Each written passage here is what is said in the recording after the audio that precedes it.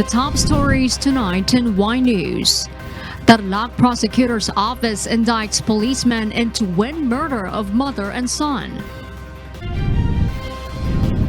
Firecrackers are now banned in Metro Manila.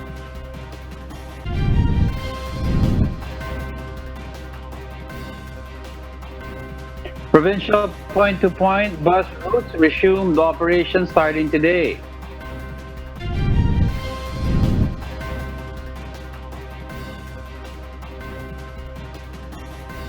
At least eight people were killed during the onslaught of tropical depression Vicky in the country.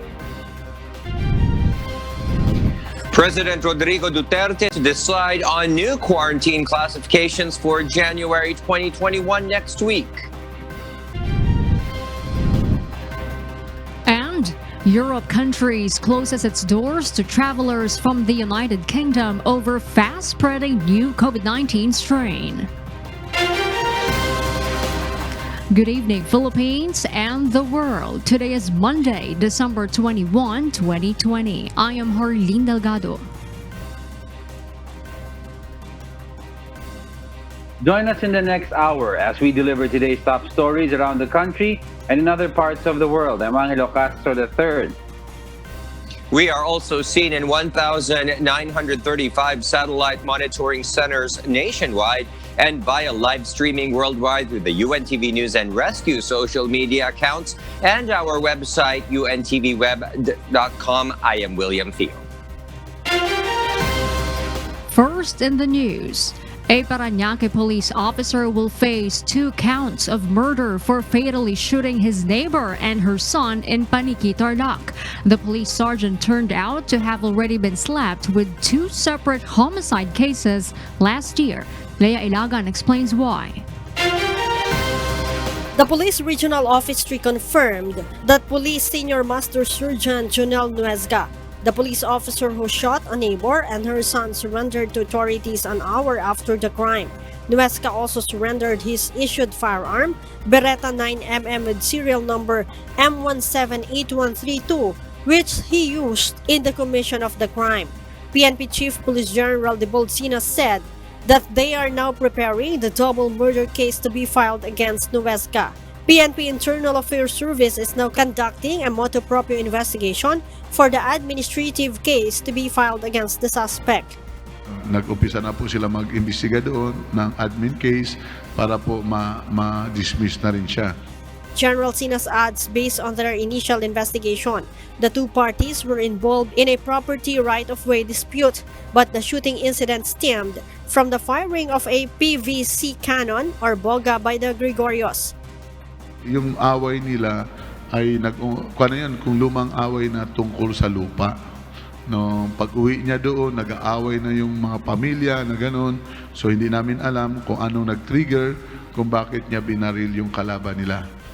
Pro 3 Director Police Brigadier General Val de Leon said Nuesga responded in a call on an explosion in the area. Base sa report sa akin, ay nag-responde lamang itong police doon sa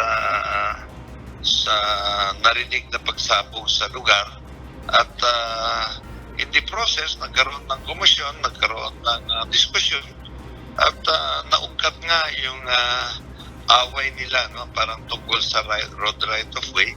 We just want to know kung what really triggered the policeman to use his firearm.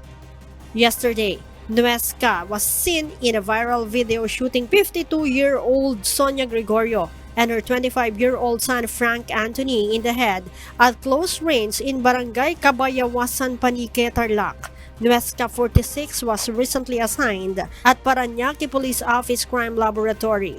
The suspect had 5 other cases from the past, including 2 homicide that were dismissed due to lack of evidence. Yung case niya doon, which was being investigated by the IAS, is homicide. Okay? The latest case niya was committed on December 29, 2019, homicide. The first homicide case niya is May 9, 2019. Lahat po ito ay puro po ano yun, case dismissed po to lahat, no? Because of lack of evidence na witnesses to pursue the admin cases. Meanwhile, the PNP leadership will conduct an anger management to all policemen to avoid the same incident to happen in the future.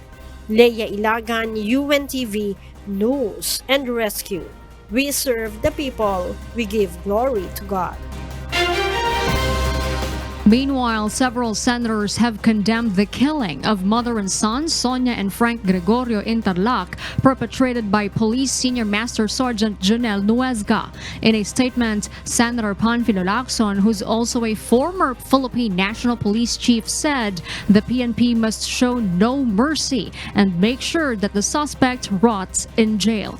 According to Lacson, the PNP should always uphold its motto to serve and protect, which includes taking action to protect the people from scalawags in their ranks, whether on duty or not. The senator recommends that police members should not be issued permits to carry firearms outside residence while still in active service.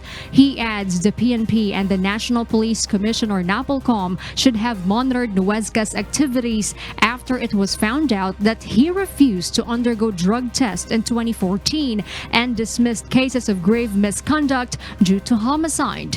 Meanwhile, Senate Minority Leader Franklin Drilon described the crime as pure evil and that the policeman deserves to rot in jail. According to Drilon, as long as the culture of impunity exists in the country, police abuses and violence will continue. Senator Francis Pangilinan, meanwhile, says he was angered by the incident, noting this is the result of condoning and not punishing abusive and erring cops. And for Senator Risa Hontiveros, it is time to remove the trick mirror that makes police think they are all-powerful and untouchables. The lady senator says she will take this up at the Senate. Meanwhile, following this, 6 senators have called for an inquiry on the unlawful killings of citizens and other professions in the country. Resolution number 600 was signed by Senators Sonny Angara, Joel Villanueva, Nancy Binay, Grace Poe, Sherwin Gatchalian, and Miguel Zubiri. The senators noted that from July to December this year, at least 15 doctors, lawyers, journalists, and other members of the community were unlawfully killed. The said probe also aims to identify gaps in law enforcement, ensure justice for all the victims, and break the culture of impunity, especially among law enforcement agencies. Meanwhile, Justice Secretary Menardo Guevara confirmed that formal charges were filed against Police Senior Master Sergeant Jonel Nuesga. According to Guevara, the Provincial Prosecutor's Office in Tarlac has found probable cause to file 2 counts of murder complaints against Nuesga. No bail was recommended for his temporary liberty. Meanwhile, in a statement, DILG Secretary Eduardo Año said the incident is unfortunate but isolated, as he stressed that Nuesga's crime is not the sin of the entire Philippine National Police or PNP. The DILG chief also reminded police officers to remain calm at all times, to control their emotions, and to conduct themselves in a manner befitting of their position as agents of the law. Año said he has directed PNP Chief Police General Debold Sinas to extend assistance to the family of the victims at this time of bereavement. Meanwhile, presidential spokesperson Harry Roque assured that President Rodrigo Duterte will not protect Senior Master Sergeant Jonel Nuesga. According to Roque, Nuesga cannot invoke his job as defense because he was off duty at that time. The palace also assured the policeman will be held responsible and justice will be served to the family of the victims. So ang pulis pong yan ay hindi po pwedeng mag-invoke ng kahit anong depensa na may kinalaman sa kanyang katungkulin ang kanilang ang pagpatay na yan. At ito po ay tatratuhing ordinaryong murder cases, no? At iimbestigahan, kakasuhan, lilitisin at papaparusahan po natin yung pulis na yan. No ifs, no buts. Magkakaroon po ng katarungan dahil nakita naman po natin ang ebidensya ng pangyayari. Hindi po yan po protektahan ng presidente, kinukondena po natin yan. The Philippine National Police reminded the public that firecrackers are prohibited in Metro Manila during the holiday season. Leia Ilagan will tell us why. The Philippine National Police will implement a total firecracker ban in Metro Manila after the mayors have passed a resolution that orders to ban the use and sale of any kinds of firecrackers this holiday season.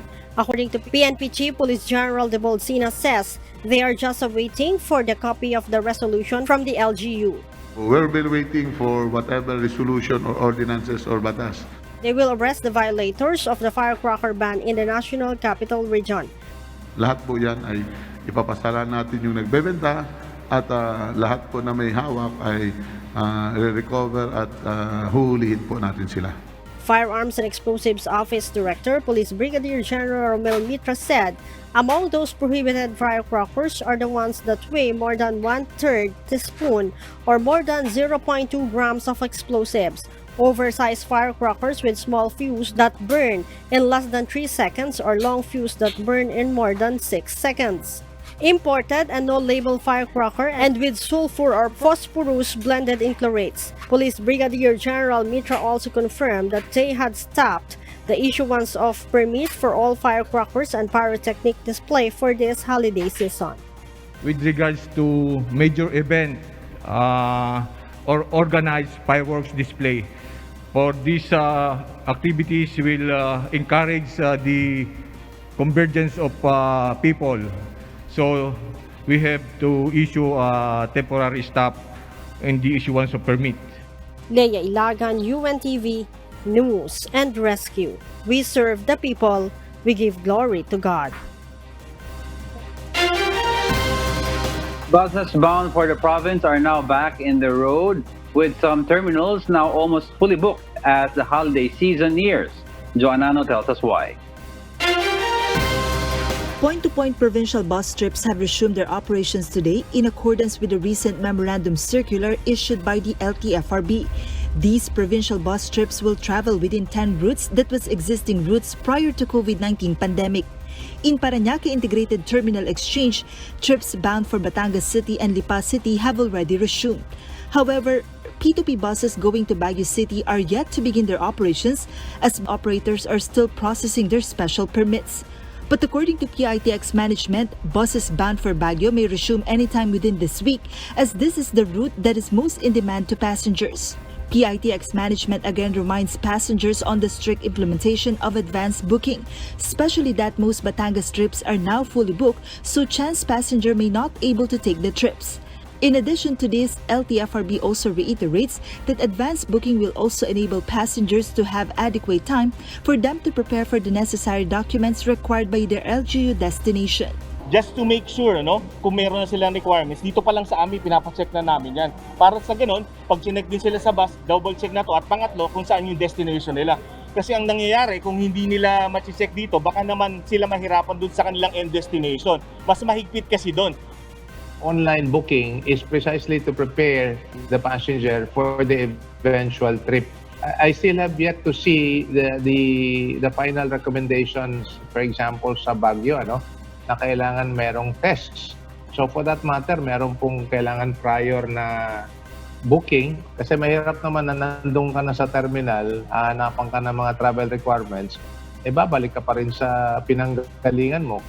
On the other hand, PITX management also explains that passengers who are bound for nearby towns in Cavite will no longer be required to do advanced booking and secure travel pass as these trips are considered as commuter routes. Passengers in PITX are expected to surge at 70,000 this week as holiday season approaches. RB again reiterates to the public not to bring children and senior citizens in taking provincial trips as threat of possible transmission of COVID-19 is still present. But if the situation does not permit to do so, LTFRB says that they have to make sure that they have the necessary requirements to avoid delays and inconvenience to their travels. Joanano, UNTV News and Rescue. We serve the people, we give glory to God. And for those watching us on YouTube, please click the subscribe button you see on the right side of your screen and ring the bell for notification. You may also follow us on Facebook. President Rodrigo Duterte is expected to decide on the new quarantine classifications for the month of January 2021 next week. Rosalie Cos will tell us why. The current round of general community quarantine over Metro Manila will be implemented until the end of December. This is the assurance of Malacan after fake news circulated allegedly tightening restrictions over the region this holiday season. Presidential spokesperson Harry Roque also said President Rodrigo Duterte will decide on the new round of community quarantine to be implemented for the whole month of January 2021 next week. Malalaman po natin kung ano yung classification na yan sa huling linggo po ng Disyembre. So habang nagbabakasyon ng lahat, tayo po ay magmi-meeting sa IATF at tayo po ay magpapatuloy rin po ng ating press briefing para malaman ng taong bayan kung ano ang magiging quarantine classification ng Irero. The palace official appealed to those concerned to avoid spreading fake news. Also, Malacanang called on the public regarding concerns of possible COVID-19 surge. According to Secretary Roque, for now, COVID-19 cases are not yet increasing and the hospital care capacity in the country is not yet on the critical level. Huwag na po nating pataasin, yan ang pakiusap ng ating presidente. Sana po lahat tayo, Happy New Year! At kapag tumaas ngayon, naku, siguradong baka magkasakit kayo dito sa pagpasok ng bagong taon. Last week, the Department of Health reported there are already 9 cities in Metro Manila that has seen surging cases of COVID-19 and there is an increase of the reproductive number from 0.8 to above 1.0 in the last 5 months. Rosalie Cos, UNTV News and Rescue. We serve the people, we give glory to God. Meanwhile, the Department of Health stands firm that the government does not need to implement a national lockdown for now. But once cases surge in some areas, local government units have the authority to implement a granular lockdown. Aiko Miguel explains why. The Department of Health has identified 9 areas in Metro Manila with COVID-19 surge. Also, DOH has been monitoring some regions that have been reported with increasing COVID-19 cases. The DOH, on the other hand, says the country does not need to implement a national lockdown or implement tighter community quarantine restrictions. Pagdating po ng next week, makikipag-usap na ho tayo with the Interagency Task Force. We will present to them our current situation, yun pong mga classification ng bawat area na meron po sa ating bansa para makapagbigay tayo ng desisyon.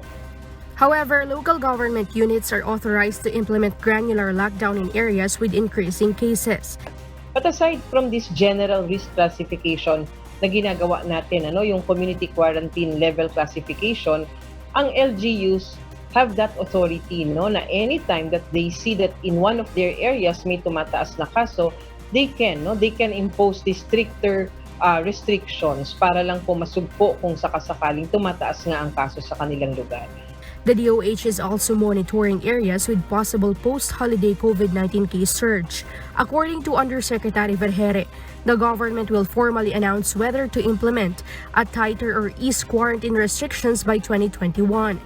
Binabantayan po natin yung mga areas natin sa ngayon, and as we know, before the month ends, meron po tayong pag-uusap with the Interagency Task Force para sa risk classification ng areas.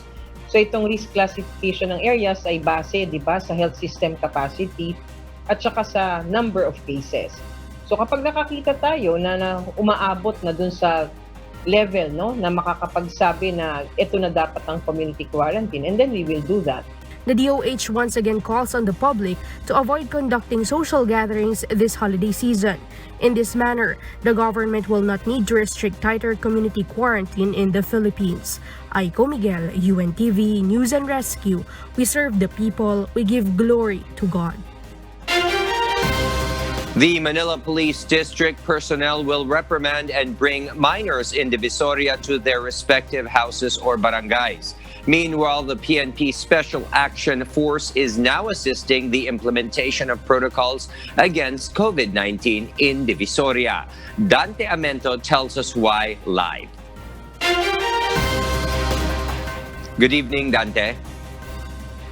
Yes, William, local police in Manila City will reprimand minors, especially those without parents or guardians who are just roaming in Divisoria. Some of them were caught without mask and face shield on. After giving reprimand and reminders, the police personnel will bring or transport them to their respective houses or barangays.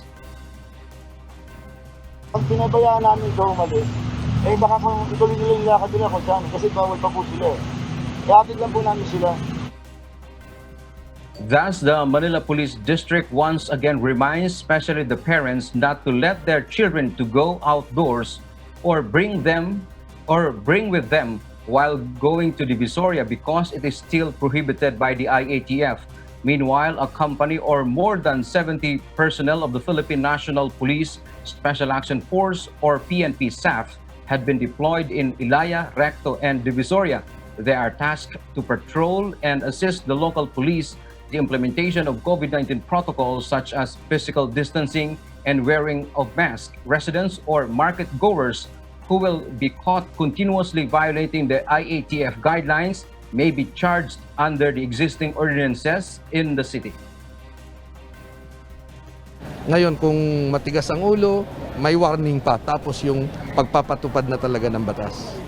Alam mo yung pagpapatupad ng batas, aarestuhin sila, kakasuhan, magkakaroon sila ng piyansa o kaukulang parusa.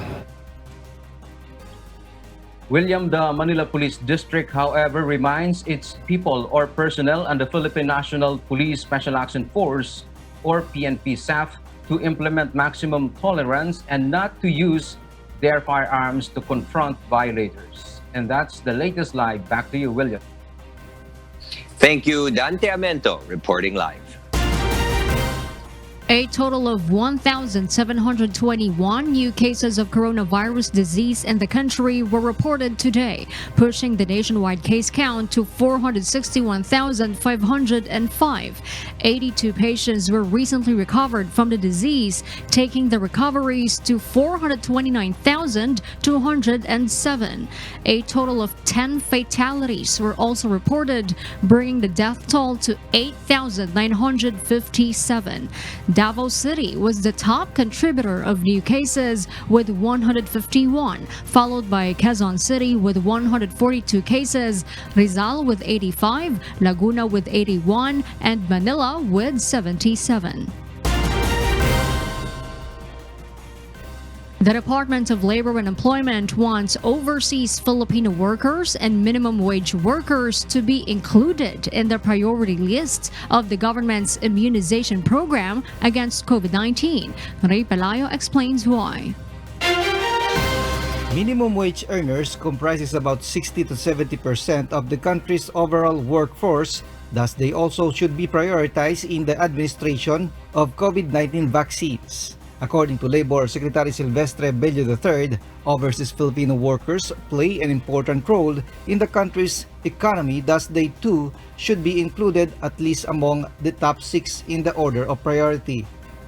Kaya kailangan yakin natin ang kaligtasan ng ating mga minimum wage workers para matiyak natin din yung ating negosyo at ang ating economic recovery. Doon naman sa mga overseas Filipino workers, hindi ba natagurian silang bagong bayani, modern day heroes? They should be treated as modern day heroes. ALU TUCP spokesperson Alan Tanhusay have the same proposal, saying workers are exposed to threat of COVID-19 and the possibility of transmission is high. Also, it is possible that investors would leave the country and transfer to other countries that are already administering the vaccine. Siyempre, may posibilidad na magsilipat yung mga investors doon sa mga bansang napakunahan na dahil regular na yung mobility nila, yung pagbiyahe ng mga manggagawa. Dole said the expenses for the vaccination may be shouldered by either the government or the employers. The Employers Confederation of the Philippines said big companies may afford to shoulder the expenses. The only concern, he said, are the micro, small, and medium enterprises that comprise about 90% of businesses in the country. Kahit anong gawin natin, hindi kaya magpapakuna nun. Yung nga lang 13 month, alam mo naman nagkahirapan tayo dyan pa maya sa bakuna na yan, yan talagang dapat ang gobyerno ang guwastos yan. Ray Pilayo, UNTV News and Rescue. We serve the people, we give glory to God.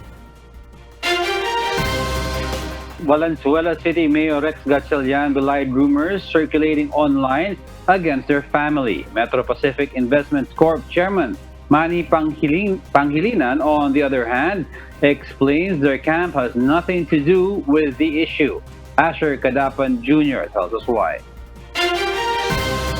After Valenzuela City Mayor Rex Gatchalian responded against NLEX Corporation due to issues brought about by radio frequency identification or RFID, a rumor has been circulating against the Gatchalian family. A message sent via Viber says the Gatchalians were interested in a parcel of land owned by Baynilad. There was also a mention about the property costing 100 million pesos, but the Gatchalians offered it only for 500,000 pesos. But Mayor Gatchalian denied the allegations. All of those in that Viber message are lies, kasinungalingan, paninira, at walang basihan.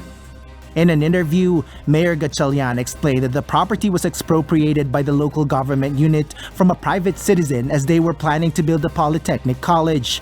But the LGU only learned in the court proceedings that the parcel was owned by Maynilad, which is under MVP Group of Companies, who also owns NLEX Corporation.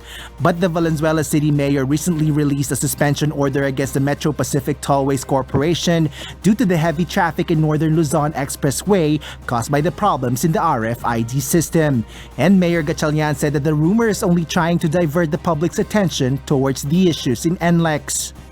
Naniniwala kami na yun ang una nitong agenda, i-distract at malihis ang atensyon ng publiko sa tunay na issue. Pangalawa, sa palagay ko rin, ito ay intimidation. Ini-intimidate ako para tumigil ako magsalita at itigil natin tong laban na to. Siguro nga, naaapektuhan na ang kanilang kita. Manny Pangilinan, on the other hand, stated in his social media account that the Metro Pacific Corporation do not have any role or participation whatsoever with this rumor. He further stated that they do not in any way endorse or support the rumor. Asher Cadapan Jr., UNTV News and Rescue. We serve the people, we give glory to God. At least 8 people were killed during the onslaught of Tropical Depression Vicky in Mindanao and the Visayas during the weekend. Meanwhile, damage to infrastructure has been pegged at 110 million pesos. Arlene Delgado will tell us why. The National Disaster Risk Reduction and Management Council, or NDRMC, confirmed that 8 individuals have died due to Typhoon Vicky. Based on its latest report, 5 of the fatalities were recorded in Caraga region, 2 from Region 8 or Eastern Visayas, and 1 in Region 11 or Davao region. Meanwhile, 2 were reportedly injured and 1 remains missing in Caraga region. Meanwhile, almost 9,000 families or 36 individuals in 149 barangays in Visayas and Mindanao have been affected by the typhoon. NDRMC said over 3,000 families or 15,000 persons are staying in evacuation centers. The damage to infrastructure is now at 110 million pesos, with 88 houses partially and totally damaged in Region 7 or Central Visayas and Caraga region. As of 8 a.m., 12 road sections and 5 bridges were affected due to flooding, landslide, soil collapse, and toppled electric posts. 1,000 passengers were also reported stranded in different ports in Mimaropa, Central and Eastern Visayas. The NDRMC added that the Department of Social Welfare and Development, or DSWD, has provided 500,000 worth of assistance to affected families in Caraga region. Jorlene Delgado, UNTV News and Rescue. We serve the people, we give glory to God. A consumer group questions the resolution of the Energy Regulatory Commission that would result in an electricity rate increase next year. According to the group, it may also result to the increase in prices of commodities. Ray Pelayo explains why. Consumers are facing an 18 centavo per kilowatt hour increase in electricity rate next year. But the consumer group questions why the resolution for such an increase did not go through proper procedure before the Energy Regulatory Commission regarding the feed-in tariff allowance or FIT-all. Attorney Vic Dimagiba of Laban Consumer argued that feed-in tariff should be distributed annually, but the ERC applied it retroactively for the past 5 years. He added that they were not even consulted on the matter. Hindi po dumaan sa notice and hearing ang question resolution. Hindi po nila may pagkakaala na hindi sila nag-conduct ng notice and hearing despite the fact na required po ito. He also claimed that allowing 2 of the 4 commissioners whose term ended in July to sign in the resolution was unreasonable. Hindi ba dapat kung reasonable sila, hindi na lang sila sumali at ipinaubayan nila dun sa kanilang kapalit nang magkaroon talaga sabihin mo ito ay isang resolusyon ng buong ERC. Once the additional feed-in allowance takes effect, it will add 36 pesos to the monthly electricity bill of a household that consumes 200 kilowatt-hour. For the whole year, about 16.2 billion pesos will be collected from consumers through the FIT-all. The consumer group fears that after such a power rate increase, inflation may shoot up, thus the price of basic goods will increase. Yung Mayo po, pinag-uusapan pa po doon yung electric bill shock ng Meralco. Yan po ang at issue noon. Galit na galit si ERC doon. Yung ba namultahan si Meralco at ang mga electric company. Yung pala doon sa opisina nila, meron silang pinirmahan, itinaas nilang feed-in tariff, retroactive to 5 years. They plan to elevate the issue to court if resolutions pushes through. The UNTV News is still waiting response from ERC on the matter. Ray Pilayo, UNTV News and Rescue. We serve the people, we give glory to God. In other news, multiple European countries closed their door to travelers from the UK after the discovery of a fast-spreading new strain of COVID-19 crosses over to Italy. Marvy Delfin will give us the details live. Yes, Marvy, go ahead. William, 27 European Union nations have banned UK passengers in an effort to contain the new COVID-19 mutation, which is 70% more infectious. Austria, Belgium, France, Germany, Italy, and the Netherlands have all imposed rules on all modes of transportations linked to the UK. This comes as the World Health Organization called on European countries to strengthen their containment measures, as the British government warned that the highly transmissible new strain of the virus was out of control, stoking fears of a major third wave in the continent. The WHO also said that it was in close contact with British officials and that outside the UK, 9 cases of the new strain had been reported in Denmark, 1 in the Netherlands, and 1 in Australia.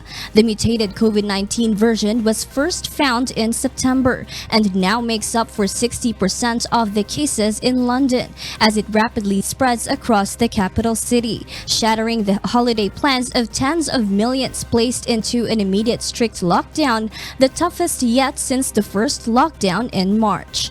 Professor John Edmonds, an epidemiologist and a key member of the UK government Scientific Advisory Group for Emergencies, described the event as the worst moment of the whole epidemic. Prime Minister Boris Johnson resisted pleas to reverse his plans to ease restrictions to allow social gatherings during the holiday season and said that he had no choice but to act, while Britain's Chief Medical Officer Chris Whitty pointed out that there is no current evidence to suggest that the new strain causes a higher mortality rate or that it affects vaccines and treatments, although urgent work is underway to confirm this. More than 67,000 1,000 people have died of COVID-19 to date in the UK, making it one of Europe's worst hit along with Italy. Europe is expected to start a massive vaccination campaign after the holiday season, following the United States and Britain, which have begun giving jabs with an approved Pfizer-BioNTech shot. Swiss regulators gave the green light to the Pfizer-BioNTech vaccine on Sunday, marking Switzerland as the 16th country to do so and the first in continental Europe. William? All right, Marvy, thank you for that live report. Meanwhile, the Department of Health said there is no monitored new strain of the virus in the country like the new strain found in the United Kingdom. Aiko Miguel reports. The Research Institute for Tropical Medicine have checked on the strains of coronavirus existing in the Philippines.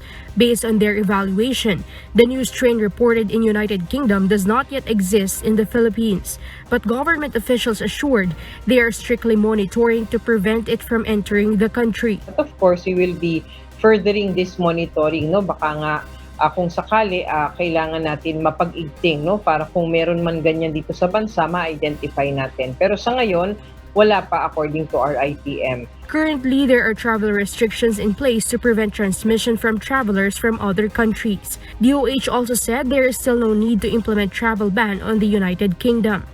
There is already a restriction imposed, no, by the UK, no. Nabasa natin diyan sa article na 'yan na naghigpit na sila ng kanilang borders, no. Dito naman sa ating bansa, ang atin naman pong mga pinapapasok pa lang dito sa ngayon ay mga diplomats at saka those with businesses, no, here in the country, official businesses here in the country. So yun pong restriction, I don't think that would be required at this point. Although of course we are strengthening our measures, no, to prevent yung pagpasok ng infection dito. Meanwhile, the World Health Organization explained that coronavirus has many variants and mutation is common. But authorities just have to make sure what this strain's effect on minimum public health standards and government measures to be implemented to avoid its transmission. According to experts, vaccine manufacturers are considering the discovery of new variants to make sure the developed COVID-19 vaccine can totally be effective whatever the strain is. Aiko Miguel, UNTV News and Rescue. We serve the people, we give glory to God. And for the news abroad, here's Elsie Marcos reporting live from Auckland, New Zealand. Good evening, William. Sydney, Australia's most populous city, forces a new round of restrictions as a new COVID-19 outbreak and cluster cases get identified. Early Briones will tell us why. Live. Yes, Early? Elsie. Australia's two-week streak of zero community-acquired or locally transmitted COVID-19 cases was easily broken as cluster cases get identified in Sydney's northern beaches on Saturday. The outbreak forced a 5-day lockdown on the new hotspot area, with more than 20 new cases of unknown origins reported. As more than 38,000 people came forward for testing, 30 confirmed cases rapidly brought the number to 68 cases on Sunday, compelling Premier Gladys Berejiklian to enforce new community and gathering restrictions just before Christmas. More than 250,000 residents were locked down and banned to leave their homes except for work, exercise, and essential shoppings. Gathering restrictions were tightened as public areas, particularly supermarkets and churches, were urged to be on high alert. Today, Monday, 50 new locally acquired cases bring the total cases to 83 in New South Wales, plus 8 cases said to be acquired from overseas. With the cases already being halved in just 24 hours, Premier Berejiklian displays relief and states that the new restrictions will most likely be lessened by Wednesday this week if the cases continue to trend down. However, she remains on high alert on the unexpected possibilities that the outbreak might bring over the week. Canberra, Victoria, South Australia, and Queensland have already shut their borders on anyone trying to flee from Sydney, causing distress on many residents as these border restrictions are highly unlikely to lessen over Christmas. Meanwhile, authorities continue to urge the community to play their part in controlling the spread of COVID-19. Health experts will continue to monitor the situation and will reassess the state's status on Wednesday morning. Elsie? Thank you, Early, for that report, live from Australia. A man who has been experiencing severe symptoms of coronavirus dies mid-flight after aircrew and several passengers tried in vain to save his life. Mavian Dog will tell us why, live. Maeve?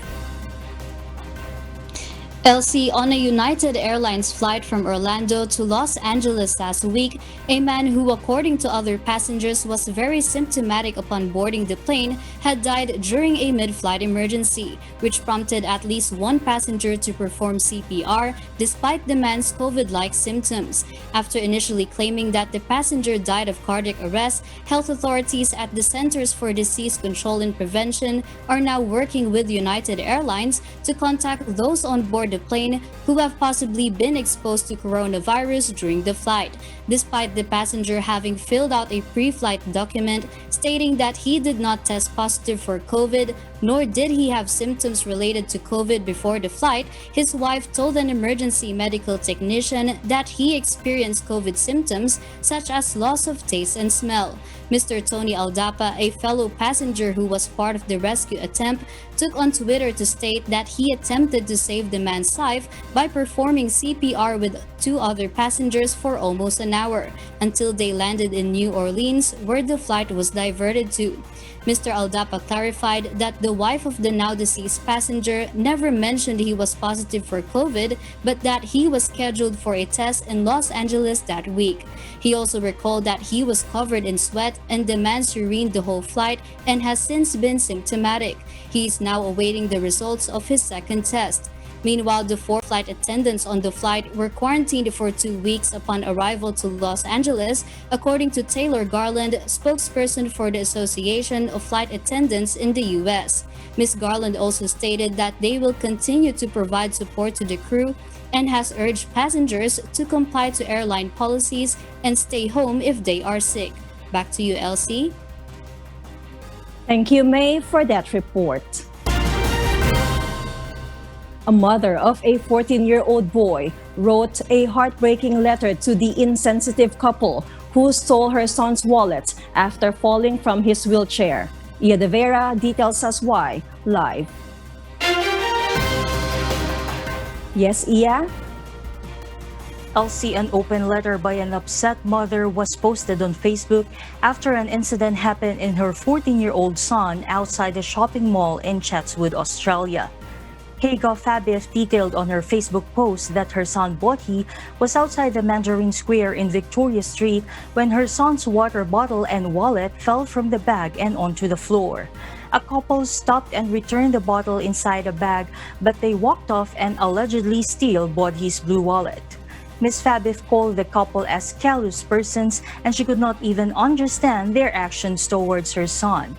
The incident was reported to the police, and currently, keys to the family's house has been changed and all cards inside Bodhi's wallet has been blocked.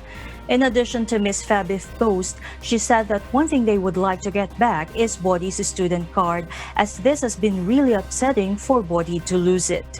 In an interview, Bodhi said that his student card is really precious to him as he received an honor badge this year. Also, he mentioned that he likes keeping his student cards and plans to put all his cards in a box as a collection. The family is pleading to the couple without any questions to ask, but to return the card and mail it to Bodhi's school. After Ms. Fabif posted the open letter to social media, her post has been receiving positive comments and even generous offers.